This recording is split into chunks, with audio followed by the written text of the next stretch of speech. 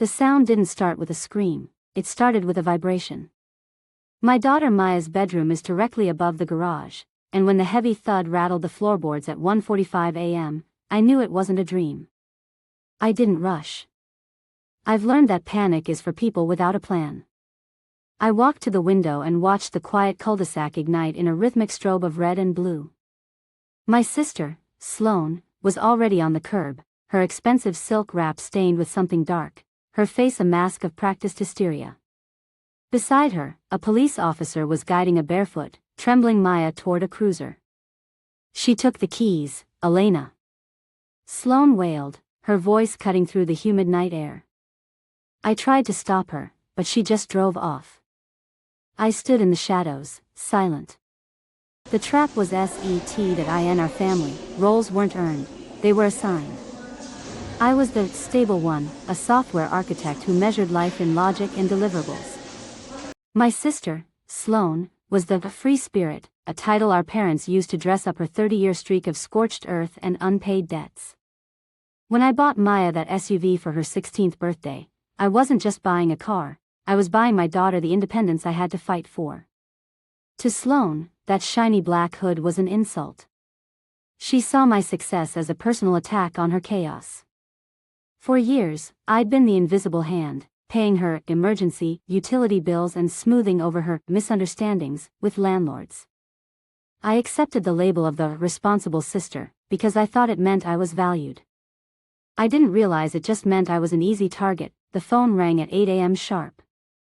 In the Vance family, we don't call to check for pulse points, we call to distribute the script. My mother's voice was a polished blade, cold and efficient. "Elena, we've spoken to Sloane." It was a tragedy, a lapse in judgment. I watched the steam rise from my coffee, my silence a wall she couldn't climb. "Maya is 16, my father added, his tone heavy with the weight of a false patriarch. "She's a minor. A joyride charge is a smudge on a napkin, it disappears at 18. But Sloane? A DUI would destroy her gallery partnership. It's a business decision, Elena. We protect the asset." They weren't talking about a granddaughter's trauma. They were talking about a swimwear line. To them, Maya wasn't family, she was a deductible expense in Sloane's brand that I didn't argue with them. I didn't point out the absurdity of their business decision. I simply hung up and walked into my office, the room where I manage million-dollar logic gates and impenetrable networks. My parents and Sloane made a fundamental error, they mistook my silence for compliance. They thought the SUV was just a piece of metal, a toy for a teenager. They forgot that I don't buy anything I can't monitor. I logged into the Guardian Cloud portal, my fingers steady on the keys. 3 months ago, I had installed a dual-facing AI dashcam with an independent power cell and 24/7 cellular uplink. It wasn't just a camera, it was a digital black box designed for high-value asset protection. I hovered the mouse over the 1:45 a.m. alert. Driver unrecognized. Impact detected. The truth was waiting in 4K that I invited them over under the guise of finalizing the statement.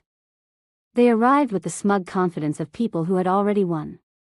Sloane leaned against my kitchen island, sipping sparkling water, pretending to be the victim of a traumatic family event. I didn't say a word. I simply picked up the remote and synced my laptop to the 65-inch screen in the living room. "I think we should all be on the same page regarding the evidence," I said. My mother scoffed, "Elena, we already have the story." I hit play. The high-definition footage was merciless.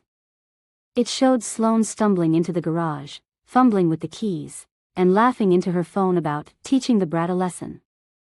Then came the crash, the airbag deployment, and her frantic call to my father. I hit a wall. "We have to blame Maya." The silence that followed was heavy, clinical, and absolute. Sloane's glass slipped from her hand, shattering on the hardwood, but no one moved to clean it up.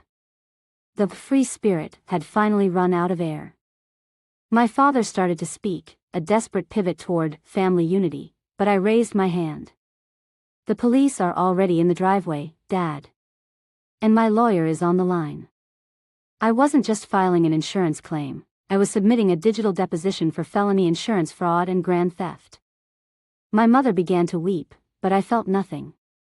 I told them that if they spent a single cent of my inheritance on Sloane's defense, I'd trigger the clawback on their estate's mortgage, the one I'd been quietly paying for 5 years. I didn't get angry. I just closed the ledger. They were no longer assets. 6 months later, the silence in my house is no longer heavy, it's hollowed out and clean. Sloane is navigating a court-mandated rehabilitation program, and my parents have retreated to a small condo 3 towns over, their influence neutralized by the very debt they tried to ignore. I didn't get the SUV repaired. I sold it for parts. I didn't want the reminder of what they were willing to sacrifice for a brand. Maya sits on the porch now, sketching in a world that finally makes sense. She doesn't flinch when the phone rings anymore. I realized that my worth wasn't tied to being the strong one who cleans up blood and broken glass. Breaking the cycle isn't a loud explosion, it's the quiet click of a door being locked for the last time. It sounds like a deep breath. It sounds like freedom.